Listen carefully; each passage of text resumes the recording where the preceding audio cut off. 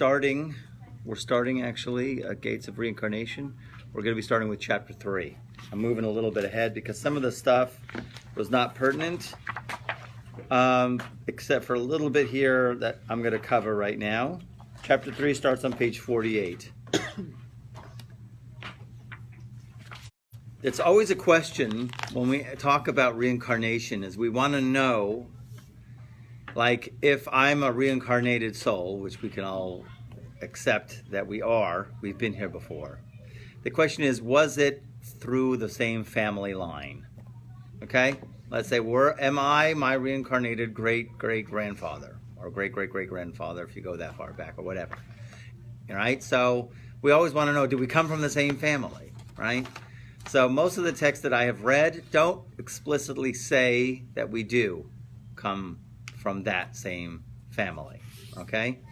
Except for this one case that I'm going to tell you now. So the beginning here on chapter 48, it says, this chapter expands the discussion of Gilgul that we've discussed. Gilgul, which means reincarnation, literally a rolling. Gilgul, like galgal, like a roll. Yibum, which I'm going to discuss now. And Ibur, which we've discussed already. Ibur is that a person can actually reincarnate while the person is still alive. That means that while the person is alive and they fix their lower level soul, their nefesh, so then they're ready for their next level, their ruach or neshama. And normally, in a normal circumstance, they would have to die. And in order for them to come back with their level 2 soul, their ruach or their neshama. What? Not now. Don't get it complicated. We'll just get simple, because otherwise I'll get lost. Yes, could be a convert. Okay, it could be that a convert is fixing someone else's ruach, right? But then here's the case of the ibor that we discussed, is that while the person fixed their nefesh, they're ready for their ruach. Now the ruach of the convert is not going to come. Okay, that's talking about the nefesh of a convert. Okay, in other words, the ruach that's hanging out in the soul world wants to come and get fixed. Its nefesh is over there in Cincinnati. Its ruach wants to come down and fix itself, so it will borrow the nefesh, the soul of a convert, to dress in and come down and fix the ruach. Okay? That's one scenario. The other scenario is, the guy's in Cincinnati, he fixed his nefesh, he wants a ruach, okay? His ruach, for some reason, can't borrow a coat, can't get a nefesh of a convert, right? Can't find one. The coat rack is empty, or for whatever reason. So it could be that in place of his ruach, of his level 2 soul, a nefesh of a righteous person will come into that person in place of this person's level 2 soul, his ruach. Okay? While he's alive. In other words, he doesn't have to die to go ahead and get his ruach. Another soul, somebody else's soul, a righteous person's soul, will attach itself to the person and be his level 2 soul. Okay, so he has this extra impulse, this extra energy, this extra source of information and direction that helps guide him in a straight path, doing Torah and mitzvot. Okay, good deeds. In other words, the voice inside of a head, obviously, he is attached to some frequency, this level of a soul of a righteous person that acts as his level 2 or level 3. Okay, that's an ibor. In other words, while the person in his lifetime, his brain, ibor literally means impregnation. He is impregnated with another soul. Okay, which always can be in the back of our minds. We always have to ask, where do your thoughts come from? Okay? They come from many places, but because they could come from impulses from the body. As everybody is all familiar with in all of the stories in the cartoons about the 2 angels which are on the guy's shoulders, right?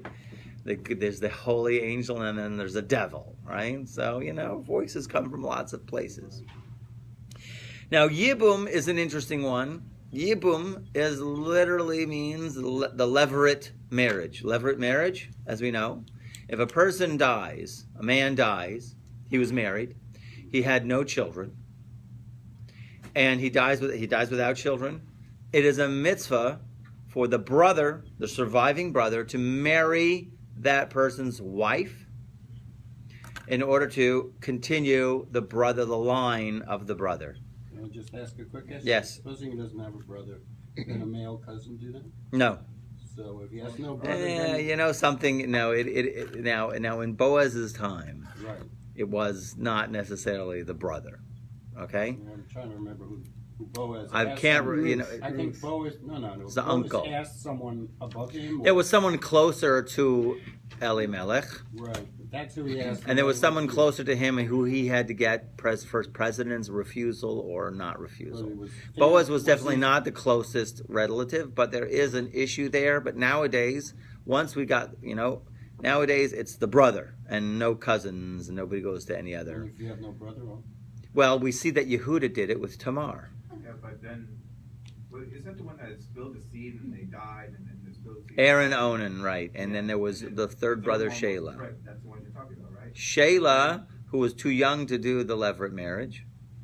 Yehuda said to Tamar, wait, go back to your house, your dad's house, hang out, until Shelah grows up. He's not 13. He's like an 8-year-old boy. What do you want from him? I thought it's because he didn't want him to die. Yes, in the back of his mind. He did not want him to die. I didn't know he died young. He had to have some excuse, because otherwise she would have said, what are you talking about? He's 13 years old. He's old enough. Right? She would have said right then and there. So he had to have some kind of excuse, and it is an excuse. Okay? Wait till he grows up, I'll call you. We all get those all the time, right? We'll call you. the check's in the mail. Yeah. You didn't get the check yet? I sent it yesterday. I sent it months ago. Right. Okay. Anyway, so obviously she didn't get the call. She realizes what's the deal. Rabbi Yehuda held 2 times, 2-strike rule, as opposed to most people have a 3-strike rule. In Judaism, we have what's called a chazaka. Chazaka means a status quo. There actually is something like that in Judaism, that if this woman is married 1, 2, 3 times, and all 3 of her husbands die, she's a black widow. We call her a black widow. Really? Not a black widow, okay? But we call her that, Maybe it's not a guy. The number 4, husband number 4, better be careful. Very careful. Okay? We have a thing called a status quo. Okay? Now, Yehuda, and there is a machlokas in the Talmud about what is a status quo. Is it 3 or is it 2? For Rabbi Yehuda, and the Talmud holds 2 times is called status quo. So the third marriage, they tell the rabbis, try to really get clarity into both parties. So, in answer to my question, the brother who dies without a brother winds up with that mate, winds up with nothing. I mean, the woman. Yes. So in the laws of Levirate marriage, the brother dies, right? It is a mitzvah for the surviving brother to marry the widow. If there's no brothers, there's nothing. Nowadays, we don't even do it. No. No, it's not even done. You saw it, once in Florida, that rabbi there. No Orthodox rabbi condones this. Abba Shaul says in the Talmud explicitly, we don't have the right kavanot in mind, and you'll see why. Slowly. Let's go back. Okay? The idea really is this. It's a mitzvah for the surviving brother, and if you look at it in the Talmud, in the Chumash, in Genesis, you'll see the case right there. Well, there was there were Onan, the 2 sons of Yehuda, Onan, Shelah. There were 3 sons of Yehuda. Spilled a seed. He didn't want her to get pregnant because she'd get ugly if she'd get pregnant, and therefore he spilled a seed on the ground. And therefore Hashem didn't like that. That's not the purpose of creation. He's gone. Onan, on the other hand, Onan, on the other hand, he did the same, but for the different reason he spilled a seed. The reason why was because he did not want a continuity for his brother. Okay? Yes, that's right. He was a mean guy. That's the second son? Now let me explain to you. And once we get the little bit of the background here that I'm going to give you, things will fall into place, okay? what happens by this levirate marriage? Okay? What happens is the person dies without children. Now, let me tell you something right off the bat, folks. Okay? And you're going to brings it down in later chapters. There are certain mitzvot which if a person didn't do, then the man is obligated to do the mitzvah of being fruitful and multiply. If the man did not, he willfully did not leave someone behind when he leaves this world. Boy, girl is the mitzvah. Someone, he leaves this world without leaving someone behind, and he goes up and his soul floats up to the heavenly court. They don't even want to look at him. They're like, what? You left this world and you didn't leave anybody behind? It's pretty sad. We're not even going to look at you. You haven't. Not even open a case. You know what that's like, to be waiting in line and you want them to just pay attention to me? No, nothing. Just complete. So basically this soul is like in a kind of a limbo situation. It needs to come back down, basically, and do that mitzvah. Okay, but it's stuck. It didn't do it. So here's where this mitzvah comes of the levirate marriage. That the brother now marries the widow, and when they have the child, that child is the soul of the brother. Of the deceased. Right. So now the breakfast table looks a whole lot different. In other words, now little Johnny, the son, the kid, comes to the breakfast table, and who used to be his wife is now his mother, and who used to be his brother is now his father. Okay? So in other words, we know, everybody at the breakfast table knows exactly who this guy is, including the guy himself. Okay? So in other words, you don't know where the transmigration of souls is. Here is an explicit detail of who this soul is. Because you really don't know whose soul is who, where they came from in their past life. But this one you do know. You know that,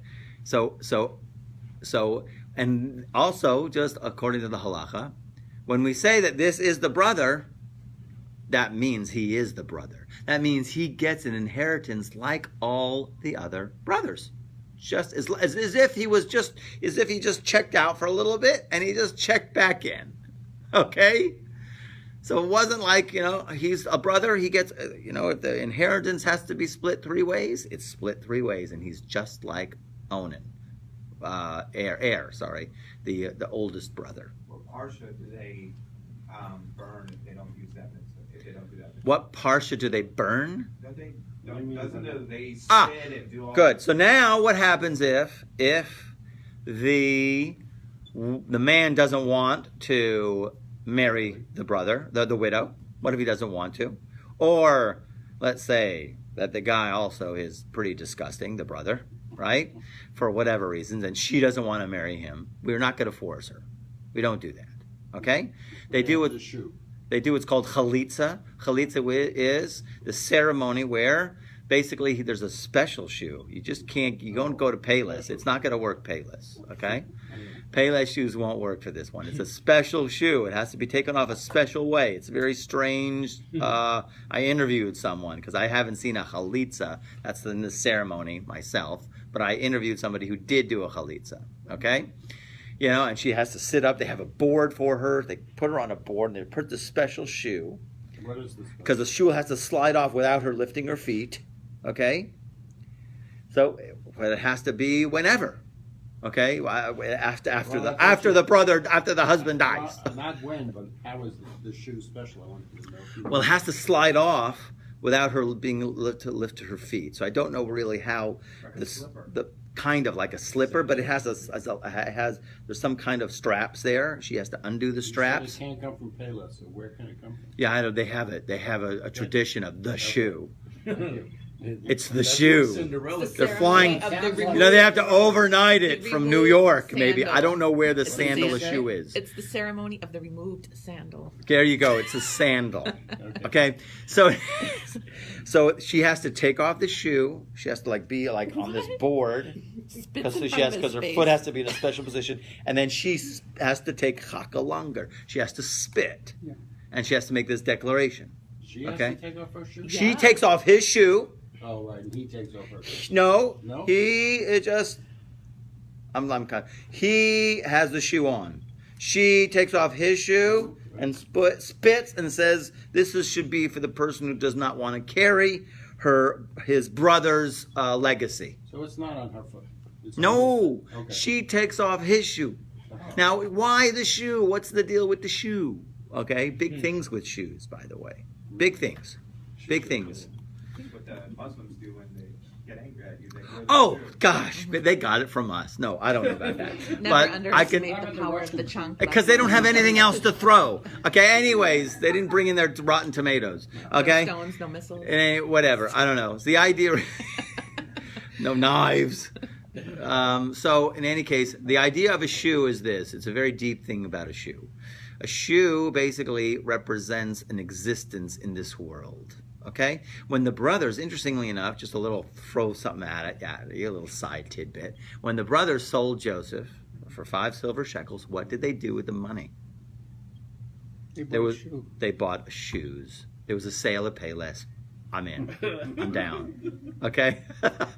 They took the money and they bought shoes with it. And this is the weirdest thing. It's like, of all the things to buy, you gotta buy a shoe. Buy a goat, buy a shoe. Yeah, let's feed some people shoes, right? Like they didn't know one had shoes. The shoes represented an existence. If a person dreams, okay, that someone who has deceased comes to them in the dream and takes something from them, right? It's not unnecessary. If he takes something like shoes, most likely, it brings down the example of shoes, it's not a good sign. If they give you something, that's great. They give you shoes, that's great. But if they took your shoes in a dream, very bad sign, because that represents your existence. The reason why the brothers bought shoes was that the shoes take you to the future. It's all a symbol of the future. You understand? Just to throw something a little bit more at you, just to throw now something, a different universe, because I like to do these things, to give you this. No, there's like a slang in English, chasing after dead men's shoes. You're not allowed, if a person dies, let's say, if a person dies, a relative dies, and they have closets full of all his clothes, and the guy was really high-line stuff, very expensive Jojo Armani suits, right? You can take all the clothes, not the shoes. The custom is, don't touch those shoes. So do you donate it to Goodwill? Somebody else use it? No Jews should take those shoes, okay? Like Where they go, where they end up, you shouldn't be when they come over to my house. My uncle Herb died, Put him in the States, come help yourself to things. He passed away. He was 98 or something, whatever. He had a whole wardrobe. Come help yourself. Don't take the shoes. We don't do that. So did they get destroyed or something? I don't know. They get donated to Goodwill. Let someone else get the shoes. Once it passes like that through another agency, like you give it to Goodwill, Salvation If there's Army, intermediaries, then it loses that taste, but you don't go to the house and take the shoes. Okay? The shoes represent a existence into the future. Now, to throw this other side bit at you, just to give you another insight, kashrut. For an animal to be kosher needs 2 signs. It needs Mammal to... you're talking about? What? A mammal? Well, there's only any animal, mammal, Yeah, split hooves and Choose cut. shoes cut. Now, there's a symbolic nature about these two, right? There's a symbolic nature about those 2 signs for a kosher animal. It's not just, it just happens to be nice, okay? Okay? It's like, well, let's pick this one or that one, okay? Those are very symbolic. Chewing cud represents something of the past that you regurgitate, chew it, digest, think about it again, okay? So it's something from the past that you ate already and you regurgitate, the animal regurgitates, okay? Cloven hooves represents future, okay? For an animal to be kosher needs both those signs. If you had just one sign, it's not good. And you'll know there's a midrash I'm going way out here, guys. We're way off topic. No, that's what makes it Very educated. Okay, there's a midrash which says that Yishmael is compared to the camel, Edom is compared to the pig, and Israel is the sheep. Now, why do we need this kind of one? What kind of thing is that? So the correlation really is Yishmael, as we know, the people of Ishmael, who are compared to the camel. The only kosher sign of a camel is it chews its cud. Means they're so into the past. All they do is regurgitate.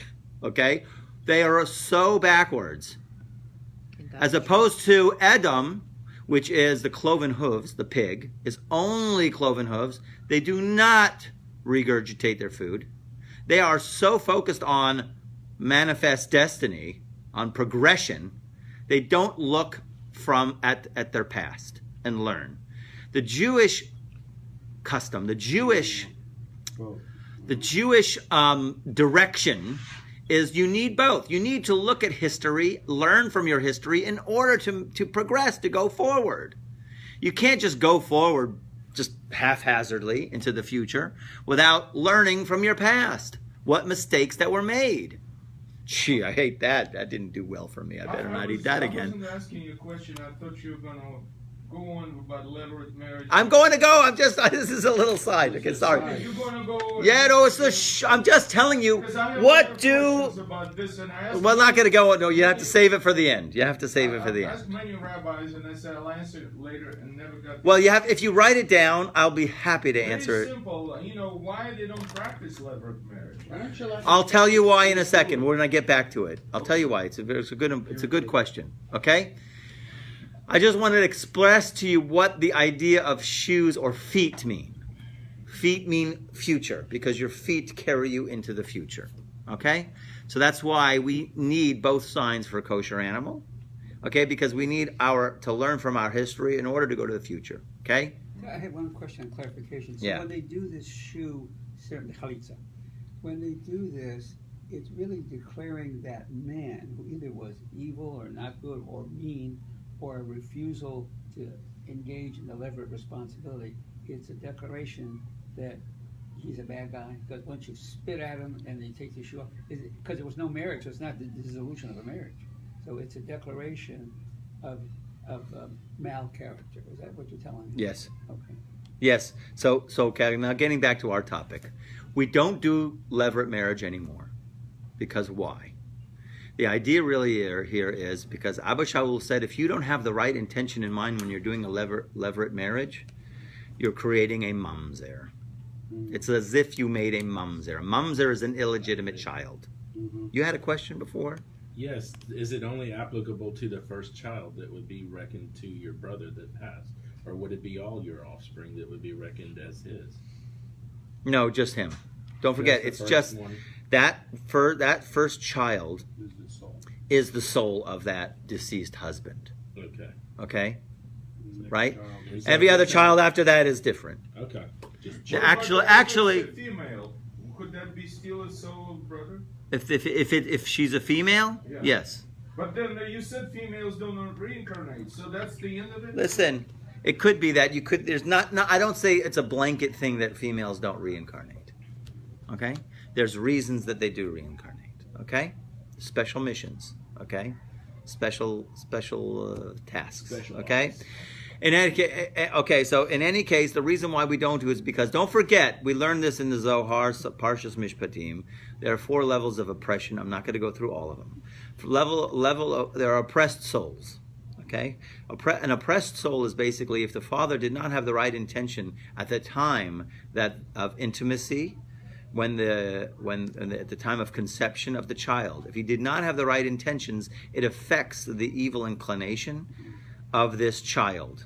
It's going to mess him up. Okay?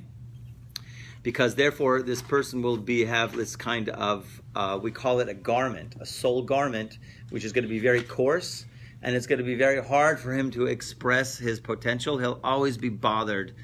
He'll be an alcoholic, or he'll be whatever it is. He could have issues growing up. He'll always have an evil inclination and impediment. Doing this levirate marriage, the person will come out stunted or stented. He won't be able to fulfill his destiny in the proper way. You messed your brother up, okay? So therefore, they came up with the blanket law is we do not do yibum anymore these days. Okay? We just do what's called chalitza. And chalitza is, by the way, a bond. It's an invisible bond, very much like a marriage. If the brother dies and you have to marry the brother's widow, until there's chalitza done, she cannot marry anybody else. It's as if she's betrothed to you. You have to do this chalitza, and after the chalitza is done, she's as if she's a divorcee. She cannot marry a Cohen. She's like a divorcee. So there's an invisible zika, they call it, an invisible connection called a zika, which is attached until there is this disattachment. Therefore, they're stuck, and she has to do the chalitza. So the soul that didn't have children, left this world without children, is stuck. Can't go, and it's not necessarily his fault, even though he's like, the brother is degraded. He doesn't want to carry his brothers. It's like, it's not right these days. You have to, why does she, I'm just the brother. I would do the levirate marriage. The rabbis are stopping me these days. And yet she has to spit at me, right? And I have to go ahead and take the spit. Thank you very much, right? New t-shirt, take the spit. Okay? So in any case, I'm not a bad person. I would do it, right? Kachazeh. This is how it has to be. So the soul, though, that left this world without leaving a child behind is stuck. So how do we get this soul to get unstuck? That is the chalitza. The chalitza releases. Chalitza literally means release. We're releasing the woman to marry someone else, and we're releasing the soul to now that has to go and wander and find another place in hopes that God will put him in to reincarnate him again, where he can go ahead and fulfill his destiny. Is that a full brother or could be half? From the father, not from the mother. It has to be from the father. Brother from the father, only from the father. Okay. In any case, that is what the yibum is, and that's where Gilgul or reincarnation applies in terms of understanding a direct, like we know who this kid is, because we know who he was in his past life. Okay? Other than that, there's no other cases where we know who this person is. Okay? So if you didn't have a child, I'm thinking of like the Rabbi. Okay. You know, the Rabbi, I'm talking about you willfully did not want to. Not where you wanted, you tried, you were married, and you didn't have kids. Right? I'm talking about a person who makes a full decision not to have children. I have no idea what his intentions are. I just know. No, he wanted to have children. Okay?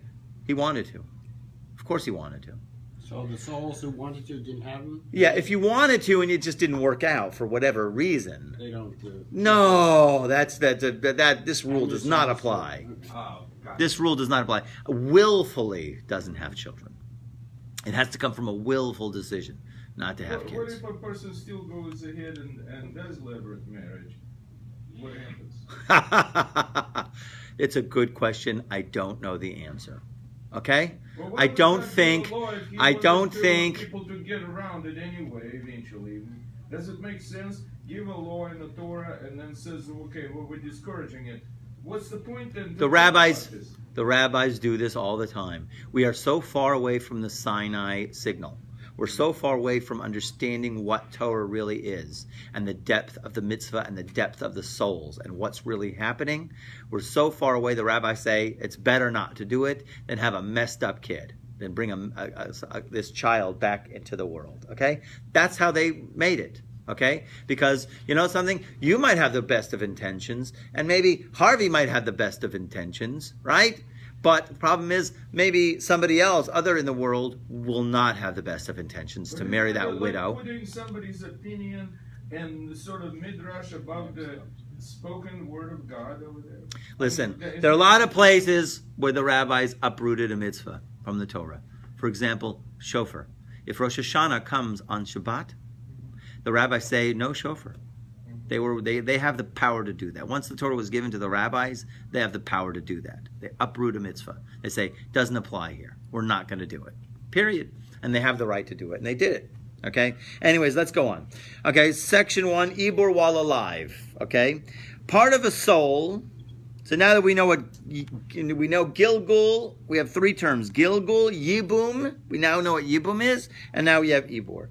Part of the soul of a tzaddik can impregnate another soul as an Ibor when that person has performed a mitzvah the way it should be done, similar to how the tzaddik performed it. Okay? We spoke about this a little bit before. Ibor takes place during a person's lifetime, as we have already mentioned. Okay? In chapter 2, section 3, it was written, there will reincarnate into the body of this person while he is still alive, the nefesh, which means level 1 of a righteous tzaddik. This is called Ibor, and more specifically, Ibor while alive. The difference between this type of Ibor and Gilgul was already explained there. Normally, Ibor takes place during a person's lifetime. It involves parts of soul that come to a person years after he's born. Gilgul, on the other hand, involves parts of soul that a person is born with. They reincarnate from the time he is born, and they stay with him until the end of his lifetime. Okay, that's if a person comes back with his nefesh, his ruach, or he comes back with his nefesh, ruach, and neshama. It's level 1, 2, and 3. Okay, later on in this chapter, there will be introduced a new concept of Ibor from birth, and it will be explained there, God willing, when we come to it. The subject of this section, however, is the normal type of Ibor. Sometimes, going in the big writing, that's the actual text itself, sometimes a particular mitzvah may come before a person, and he performs the mitzvah as it should be done.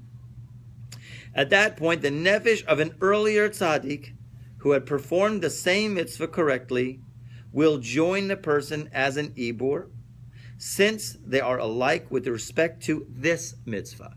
In other words, if you do a mitzvah, it has a certain energy to it. That energy is a vibration. And that energy obviously sends in the entire universe, which is a non-spatial universe, another righteous person who was lived long ago, all of a sudden is awakened. And therefore there's a connection made. And when there's a connection made, there is an influx of energy and information and influence that the person is privy to on that frequency, on that wavelength. Okay? You had a question? Yes. Okay, being that is the case, then everyone that has performed it in the like manner in the mitzvah is connected to one another? That's the big thing. Yes. Okay. If you're doing the mitzvahs right, there's a greater connection you have. You know, this is the big thing. Okay? Many souls that are like that? We're Just- all really connected. The question is, do you have access to that connection? Okay? There is this World Wide Web, and there is an infinite number of websites. I'm going to say infinite, okay, because it seems that way, okay? Way beyond what we can count or that we feel like counting. So the idea really here is, do you have access? You need the name of the website, or you need the name of the person's email. And if you're one letter off, it's garnished, okay? One letter, one number, one character. You're gone. It's it. You're off. Okay? You need the exact right frequency. Okay? So you're saying that there could be many souls of the same frequency that perform the mitzvah the same way, or just one soul that perform the mitzvah the same way?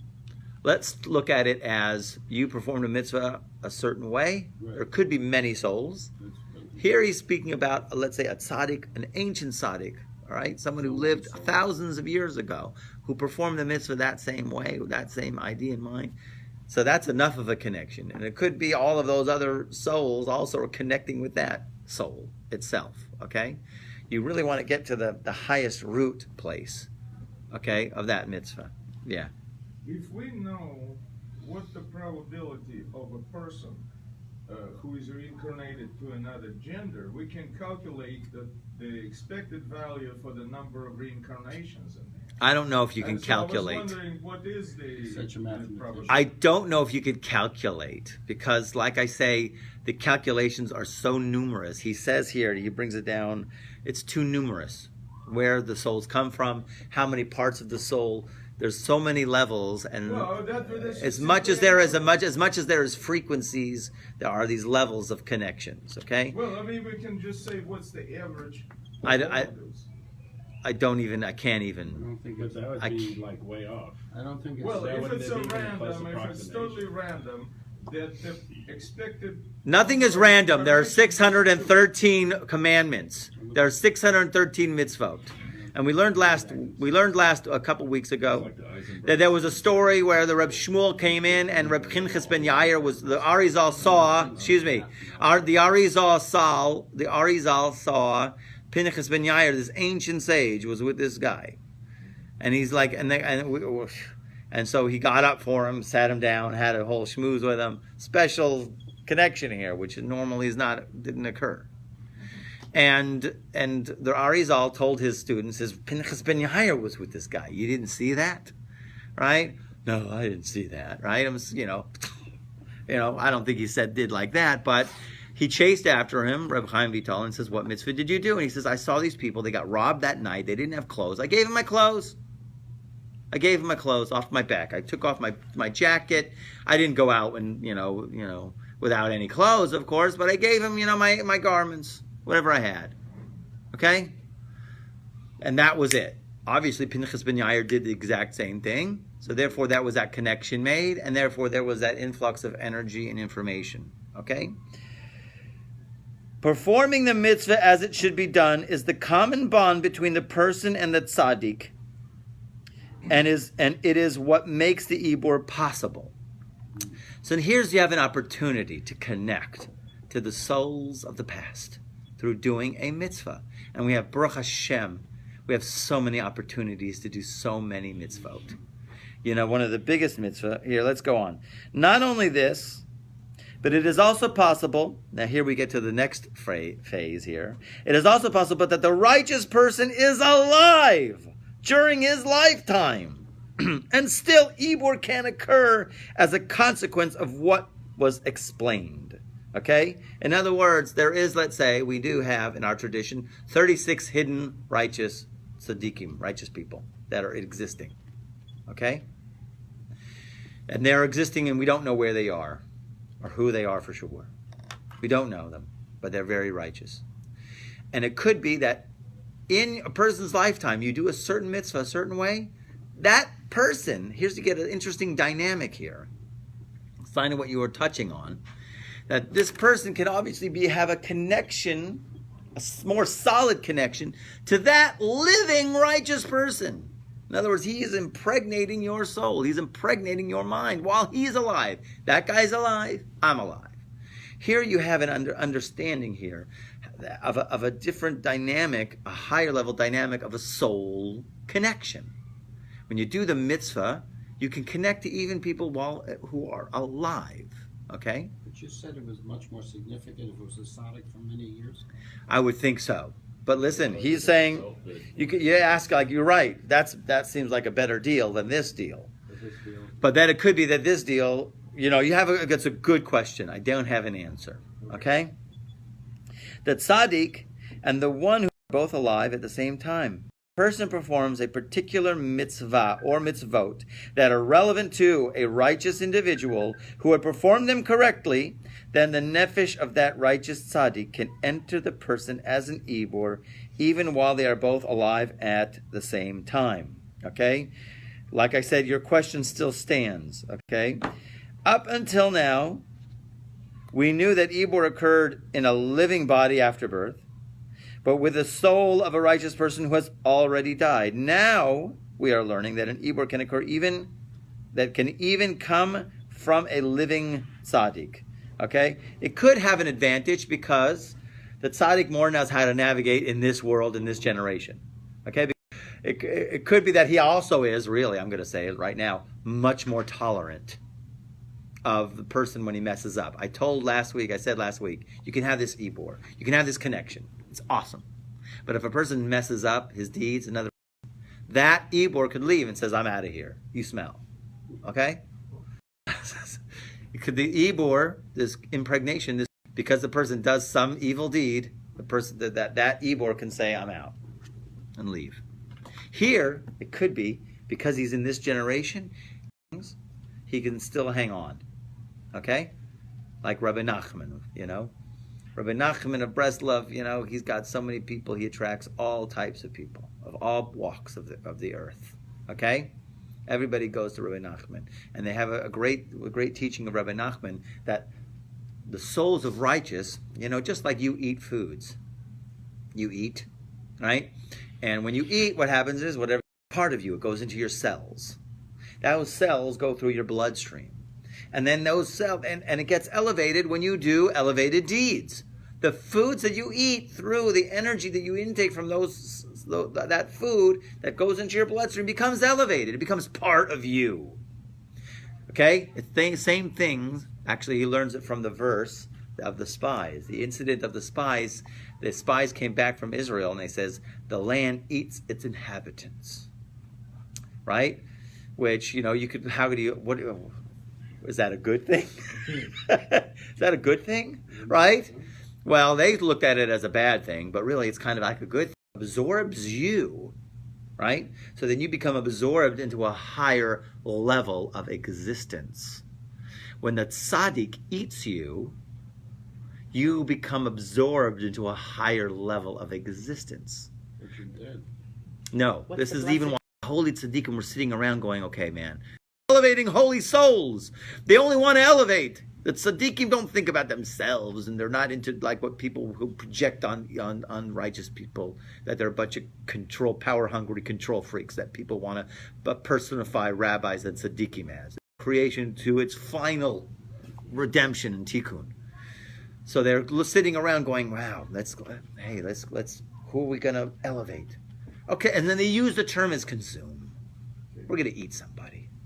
So most people look at that guy and like, have you seen that guy hanging out? Oh man, no, that's disgusting. Man. I can't eat no way. So Okay, what's the whole?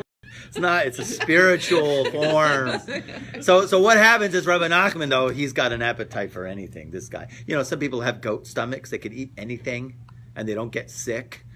So Rabbi Nachman has that kind of like a goat stomach. They can eat anything. He says, I can work him over and make him edible. He can take anything and anybody, and they get absorbed, and then they elevate it. The idea really is getting a higher level of existence, okay? But the soul of a person who reincarnates splits into two. One half occupies one person, and another is another. Soulmate, correct. The man and the woman, yes. But you have zivug rishon and zivug sheni. First level soulmate, second level soulmate. That's why sometimes second marriages work out better than first marriages. But we're not talking about marriage. We're talking about children. I'm talking. You mentioned splitting of soul. You mentioned a soul split. That's the classic split. Is when the soul comes down, it splits into male, female, and it's not a time bound kind of thing. That means you don't look for somebody who was born the exact same time as you, because then you'll get messed up. Okay. Anyways, the idea really here is a mitzvah. When you do a mitzvah properly, you make a dynamic connection. And the tzaddik you have an understanding, a different level of understanding of a soul of a righteous person in this hang around with you more, even though that you mess up, you become a tough piece of beef jerky that's been over dried and crusted, but he might still hang around you, okay? And the other idea really here is the expansiveness of the tzaddik, that is, even while he's alive, can connect with multi-people. There are many stories of rabbis who come to people in their dreams, okay? Rabbis who are alive. I know many stories about the Lubavitch Rebbe, the previous Lubavitch Rebbe. These guys will knock on this guy's door, and, hi, we're Lubavitchers, we want to talk to you about Judaism. And the guy says, whoa, I know this. And they show a picture of the Rebbe. He says, I saw that guy. I'm a boxer. I was I was boxing. The guy knocked me out. I was supposed to die. My soul was hovering above my body. And then all of a sudden I saw that guy. He was in the heavenly court, who Mamish was saying, let him stay around. We can get him to do some good deeds in this world. And he was defended my case for my soul to come back into the body. True story. I saw him in my dream. Now that's not what this is, okay? That's the rabbis also, while they're alive, work on trying to elevate as many. They're playing Santa Claus, okay? They're going around the world trying to get into people's brains to elevate and wake up people, okay? Do you believe he is the Messiah? No, Lubavitcher? absolutely not. No, once you die, that's it. It's over. Game over, okay? So when you're performing a mitzvah, can you go into that? Because like, I'm going to go if you into. do it like with the right intent. I'm going to explain. I'm going to go into example right now. Like someone- I'm going to do an example of a mitzvah right now that you can practice, and you can have an unbelievable connection. Someone Okay. may not know how to do it properly, but with the best intent. That's why. This is why we learn Torah. We learn Torah so we can understand the mitzvahs and do them properly, like mezuzah. Now you have a completely different understanding of mezuzah that no one else probably in this room has. Okay. When you pass by him, he studied a special mitzvah. There's a program that Torch does by, they study one mitzvah and then they intensely, okay? When you study a mitzvah, you know how to do it better, okay? It's clear, okay? So here, let's just do a little bit more, okay? Up until now, we knew that Ibur occurred, okay, we did this paragraph. Go to the bottom of page 48. This is the esoteric meaning of the verse. The nefesh of Yehonatan was attached to the nefesh of David. This is an amazing phrase that everybody reads it in Tanakh, that we know about the great love between David and Yonatan, who was the son of Shaul HaMelech. They had an unbelievable bond. Yeah, some loonies want to say it goes off to the charts, right? We won't even mention that. In other words, but here's the Arizal's take. In other words, even while they were both alive, the nefesh of David was joined with Yonatan as an ibur. That's what we say. That's what the Arizal says. In other words, Yonatan had an ibur, a soul connection of David in him. So the writer Chaim says, he's the writer, he's the one who wrote this, it appears that one mitzvah performed correctly is enough. Don't leave. I'm just about to give you the gold, man. Now you're leaving. Son is calling. Okay, fine. Right back. The writer Chaim says, it appears that one mitzvah performed correctly is enough to initiate the ibur. One mitzvah. You don't have to do all the mitzvahs. One mitzvah correctly. He doesn't have to have had performed all the mitzvahs at this point. In other words, he doesn't have to have had all the mitzvahs in a way similar to what the tzaddik has done. It is enough that he has accomplished one mitzvah as it should be done similar to the tzaddik to initiate the ibur. Now, there's one mitzvah that we do every single morning. It's an incredible mitzvah. Problem is we don't focus on it much. And before we go into pray, we say, Hareni ani mekabel alai mitzvahs aseh shel ve'ahavta l'recha kamocha. Right. Behold, I now accept upon myself the positive commandment to love everyone as myself. Now, you got to do it right. Yes, כל אחד כנפשי ומאודי, והריני מזמן את כל אחד So you got a different nusach here. Where'd you get this? I got it from you. Oh gosh. Okay, Okay. fine. Thank you. You added. He added in Hebrew. Okay. No. Let's do this right. Let's do this right. Okay. Let's do it.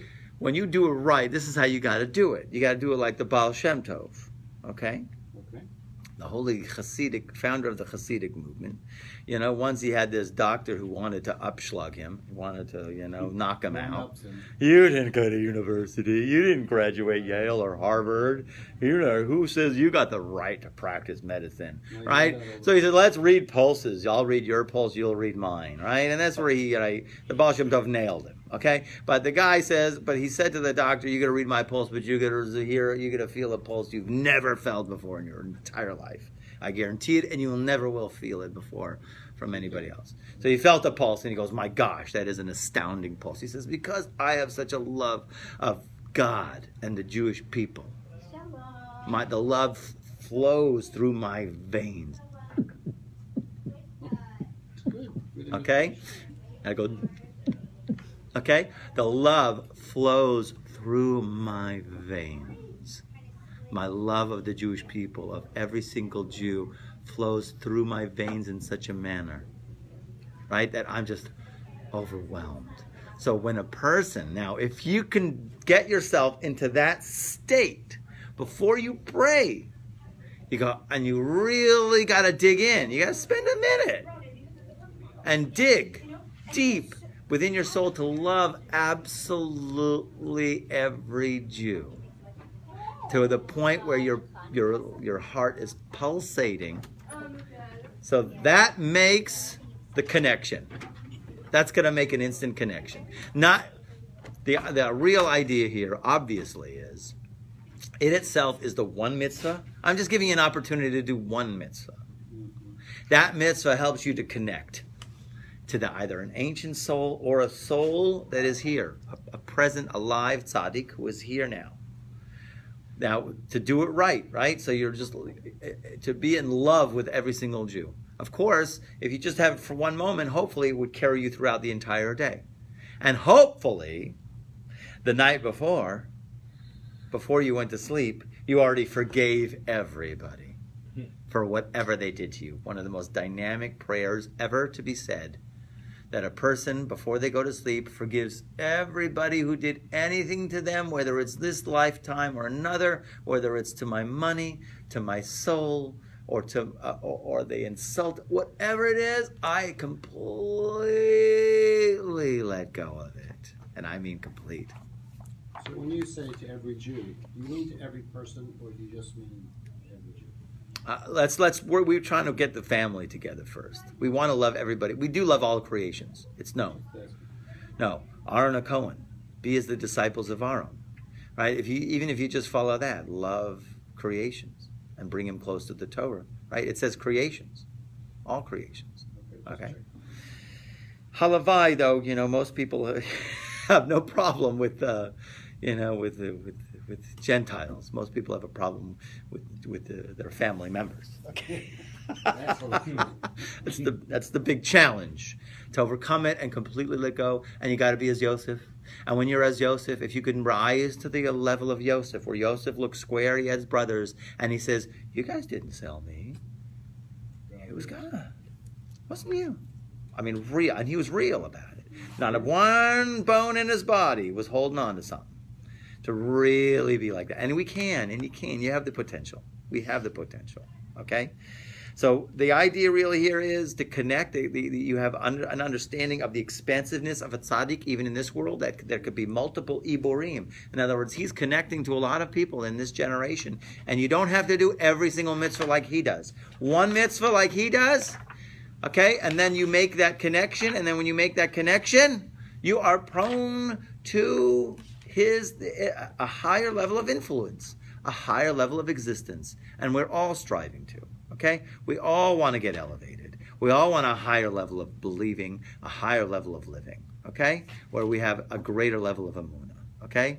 Emunah is a big thing. Okay, well, I think it's a perfect place to stop, okay? I wanted to ask you a question. Any questions? Told you you'd miss out. I didn't want to interrupt when you were talking about it. Now I'm trying to